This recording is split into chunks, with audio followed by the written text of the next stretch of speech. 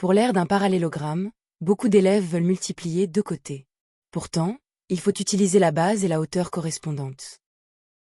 Dans cette leçon, tu vas apprendre à reconnaître la bonne hauteur, calculer une aire, et éviter les erreurs les plus fréquentes.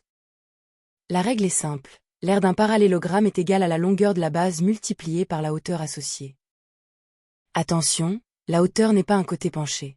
C'est une distance perpendiculaire entre la base choisie et le côté opposé. D'abord, choisis une base. Ensuite, repère la hauteur perpendiculaire à cette base.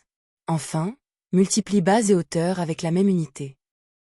Premier exemple, la base mesure 6 cm et la hauteur 4 cm. Alors l'aire vaut 6 x 4, soit 24 cm². Deuxième exemple, base 8 cm, hauteur 3,5 cm. On calcule 8 fois 3,5. Cela donne 28 cm². Troisième exemple, un côté penché mesure 5 cm, la base 7 cm et la hauteur 4 cm. L'aire est 7 x 4, donc 28. Voici le piège classique, prendre un côté oblique à la place de la hauteur. Seule la mesure perpendiculaire convient. Exercice 1, un parallélogramme a pour base 9 cm et pour hauteur 5 cm. Mais la vidéo en pause et essai.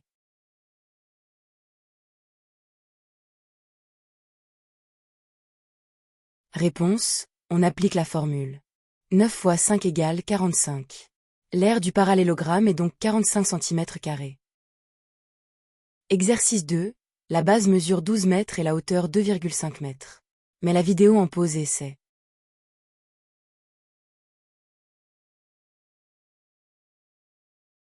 Réponse, 12 multiplié par 2,5 vaut 30. Comme on calcule une aire, l'unité devient mètre carré, donc 30 mètres carrés. Exercice 3, base 10 cm, côté penché 6 cm, hauteur 4 cm. Mais la vidéo en pause et essai.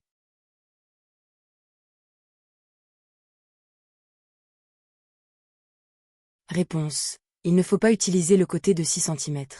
On prend seulement la base et la hauteur, 10 x 4 égale 40.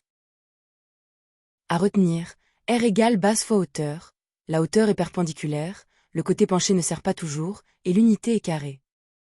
Pour t'entraîner davantage, télécharge la fiche d'exercice corrigée gratuite sur math-college.fr.